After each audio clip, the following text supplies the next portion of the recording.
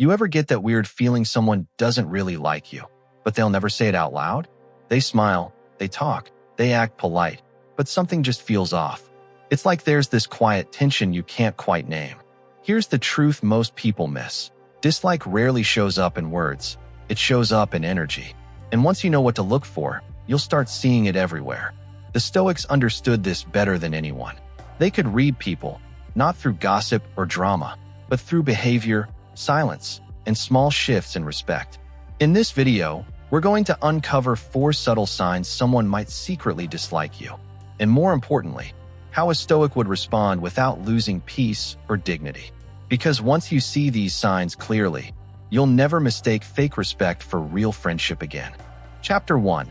The Silent Shift. Noticing the slow slide from warmth to formality. You can always feel it before you can explain it. That moment when someone who used to be warm suddenly becomes different. They don't stop talking to you completely. No, that would be too obvious. Instead, their tone changes. Their laugh sounds forced. Their messages get shorter. Their eyes don't hold the same light when they see you. It's a subtle shift, quiet but powerful, and most people miss it. But here's what the Stoics would say. Don't ignore the small signs. They often tell the biggest truths. You see, human nature is transparent once you stop listening to words and start observing energy. Marcus Aurelius wrote, "You can tell a man's character by what he runs from and what he pursues." When someone secretly dislikes you, they start running, not physically, but emotionally. They pull back their warmth. They stop sharing things with you. Conversations that once felt effortless now feel like work. You'll notice that the person who once greeted you with excitement now just gives a polite nod. They start calling you buddy or man instead of using your name. It's not cruel, it's cold. The Stoics taught that every human interaction carries a reflection of our internal state. When someone's heart shifts from friendship to resentment, their behavior follows like a shadow. You can't fake warmth for long. It leaks through in how you talk, how you listen, how you show up. Epictetus would remind us not to take this shift personally, because often their change isn't about you. It's about something stirring within them. Jealousy, insecurity, a sense of comparison they never resolved. But the danger comes when you ignore it, when you pretend not to notice the slow withdrawal. That's when relationships rot quietly in the background. The Stoic way isn't to confront with anger. It's to observe with clarity, to see things as they are, not as you wish they were. So when you feel that silent shift, don't chase. Don't beg for closeness. Just recognize it. Accept it. Let time reveal what truth your heart already sensed. And that's the beauty of Stoicism. It gives you the power to stay calm when others grow distant, to stay warm without forcing warmth. Because the moment you stop needing people to stay the same, you start freeing yourself from silent disappointments. If this hits you deeply, make sure you stay till the end, because the next signs are even more revealing. And by the time we're done, you'll see people exactly as they are. If you're ready to understand people through the lens of Stoic wisdom, hit that like button, subscribe, and let's keep going. Chapter 2. The Omitted Invitation. When you're quietly left out of plans. You ever notice how the group chat lights up, but your name never comes up?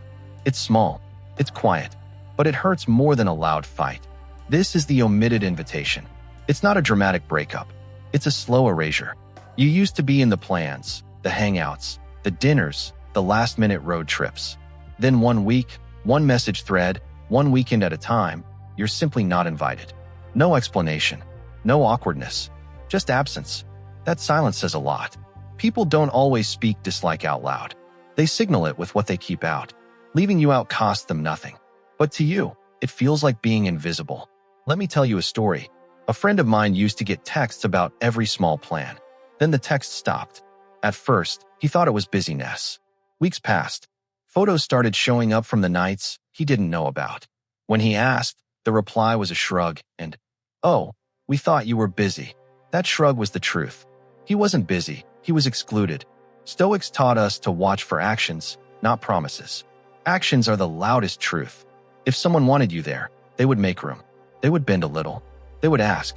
Leaving you out is a choice. Often it shows distance, judgment, or quiet dislike. But don't jump to anger.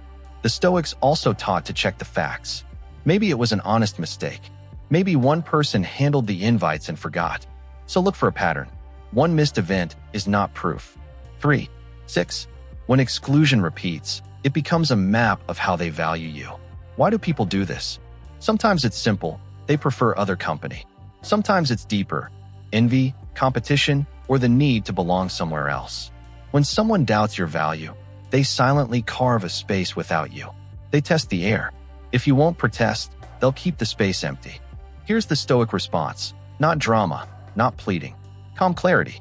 If you're repeatedly omitted, ask once, in a quiet way. Watch how they answer.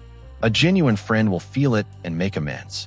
Someone who dislikes you will shrug, minimize, or avoid the question. Their reaction is the answer. And if the answer is exclusion, don't beg for a seat. Reclaim your time. Invest in the people who show up for you. Build new plans. Be the one who invites. That hurts the ego at first, but it kills loneliness faster than clinging to a faded group. Quiet exclusion teaches you an important truth. People reveal their priorities with their invitations. Value follows invitation. If they don't invite you, they aren't valuing you. That's not your fault. It's their choice. Your job is to choose where your warmth goes. So next time you're left out, don't spiral. Observe. Ask once. Decide. And remember, the Stoics lived by inner worth, not group approval. Your peace matters more than being on every guest list. If this chapter hit a nerve, drop a comment with one word: invited or left out. Hit like if you want the next sign explained, and subscribe so you don't miss the rest. Let's keep going. Chapter 3. Polite words, hollow tone, spotting passive disapproval in conversation. You know that compliment that lands like a paper plane. It looks like praise, but it floats away empty. They say the right words. Their smile is there, but something about the sound of it makes your skin tighten. That's the hollow tone. Here's a quick scene. You tell someone about your promotion. They nod, say, "That's great," and then talk about the coffee break. No follow-up, no real warmth. The words match the moment, but the voice, the energy, says something else. It's polite on the surface and distant underneath. This is sneaky. It's not a fight. It's not an insult. It's a slow leak of respect. People who secretly dislike you will learn how to be socially correct. They'll offer the expected phrases, keep things civil, and stop where warmth should begin. Why? Because words are cheap. Tone and effort cost something. They won't spend it on you. The Stoics teach a simple test. Watch what people do, not what they say. Words can be rehearsed. Tone can't be faked forever. When someone cares, their voice carries curiosity.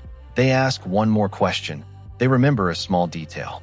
When they don't, their voice sounds flat, their laugh is delayed, and their attention drifts. Let me tell you about a colleague I knew. Every time I shared a win, she'd clap politely.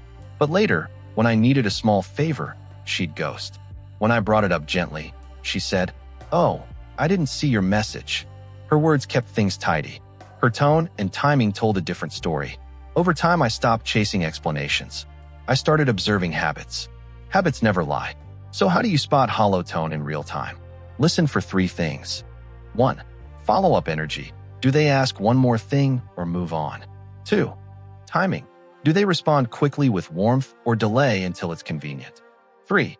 Eye contact and body language. Polite words with closed body language is a red flag. Now, how to act without losing your cool. The Stoic answer is not to attack. It's to test and protect your inner calm. Say one simple line. "I'm glad to share this with you. Curious what you think." Watch how they respond. If they warm up, the doubt fades. If they stay flat, the answer is clear. Don't argue. Accept. Adjust where you spend your energy. There's power in quiet dignity. People who respect you will invest tone and time. People who don't will keep it surface level. So switch from needing approval to measuring truth by actions. Keep your voice steady. Keep your standards higher than the noise. Before we move on, a small practice you can use today. The next time someone compliments you, watch their face for 2 seconds after they speak. Do they smile with their eyes? Do they lean in? That tiny pause tells you more than the sentence they used. If this hit home, type tone in the comments. I want to see one-word reactions. And if you're learning to read people like a Stoic, hit like and subscribe. The next chapter will show the quiet ways reciprocity dies and how to protect yourself when it does. Chapter 4. The Uneven Ledger. How disappearing reciprocity reveals resentment. You ever keep giving and notice the returns keep shrinking? It starts small. You pick up the tab this time. You help move a couch. You stay up texting when they're anxious. Later, when you need a hand, they're busy. That's the uneven ledger. The balance of give and take quietly flips, and usually not in your favor.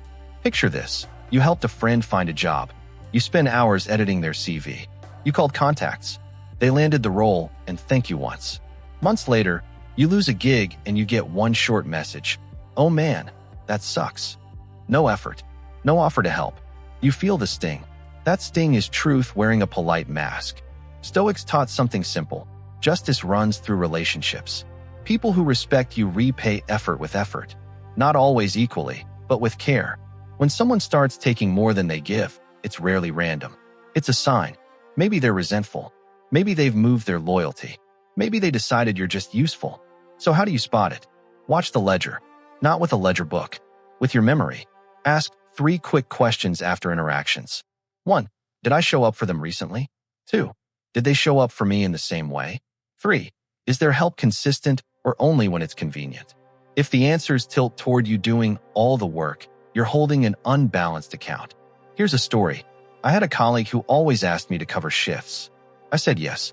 Months went by. When I needed time off, crickets. Later I learned they had been talking poorly about me to other team members. The favors weren't kindness. They were currency. And when the currency stopped, so did the friendship. What should you do? The Stoic move is clean, calm, and practical.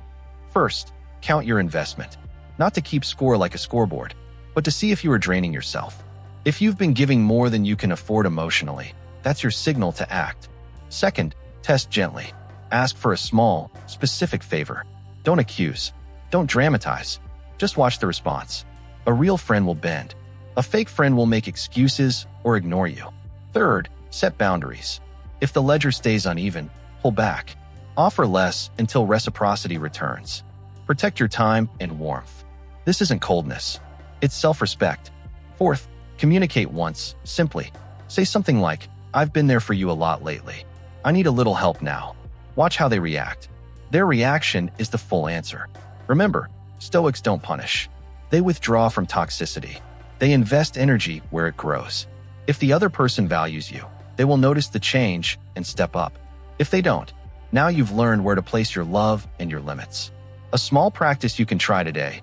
For 1 week, note 3 acts of give and take with one person. See the pattern. It's surprising how clear the ledger becomes when you actually look. If this chapter hit home, drop 1 word in the comments. Ledger. Hit like if you want more on protecting your peace. Subscribe to stay with me. The next chapter will teach you exactly how Stoics respond when they find out someone dislikes them. Trust me, you don't want to miss it. Chapter 5. Stoic Readings and Remedies. Interpreting actions, not excuses, and responding with equanimity.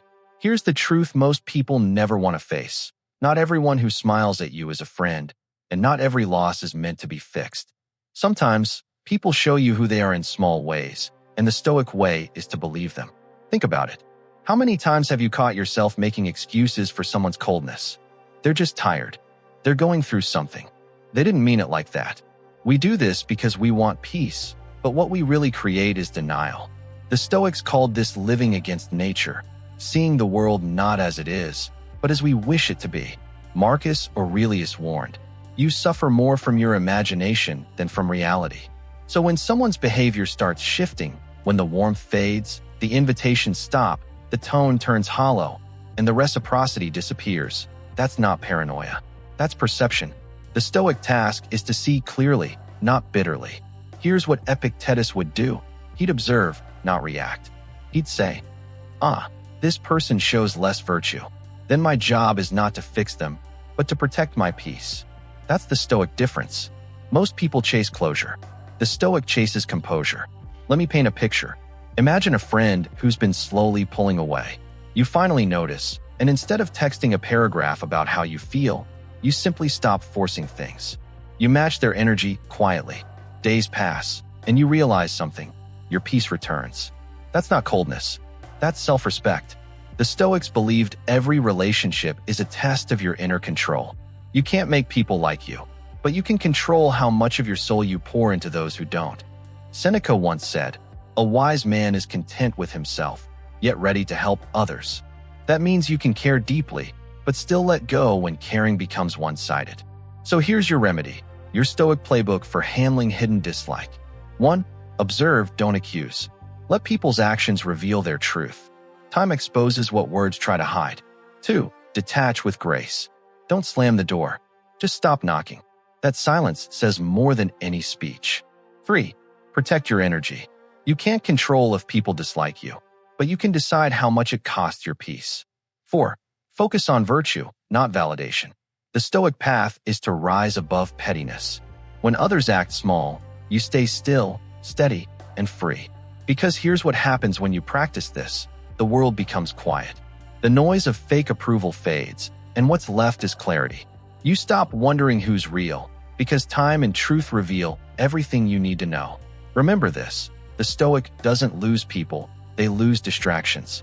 And that's a trade every wise person should be willing to make. If this series gave you a sense of calm clarity, if you finally see people more clearly than before, hit that like button, subscribe, and share this video with someone who needs to hear it. Because peace isn't about avoiding people. It's about learning who truly deserves a seat in your circle and who is only standing there for the show. So here's the lesson, my friend. The Stoics didn't waste time guessing who liked them or not. They watched, they learned, and they protected their peace. Because once you stop chasing people's approval, you start attracting genuine respect. Every cold tone, every ignored invite, every fake smile. It's not rejection, it's redirection. Life is showing you who belongs in your story and who doesn't. And the moment you accept that truth, you become unstoppable. If this video opened your eyes, don't just scroll away. Hit that like button right now so YouTube knows this message matters. Subscribe to Virtue Over Chaos because we're building a community of people who live with strength, calm, and clarity, Stoic style. And share this with someone who needs a reminder that peace is power. Because at the end of the day, the real flex isn't being liked by everyone. It's being unshakable when they don't. Now go live like a Stoic, calm, grounded, and impossible to break.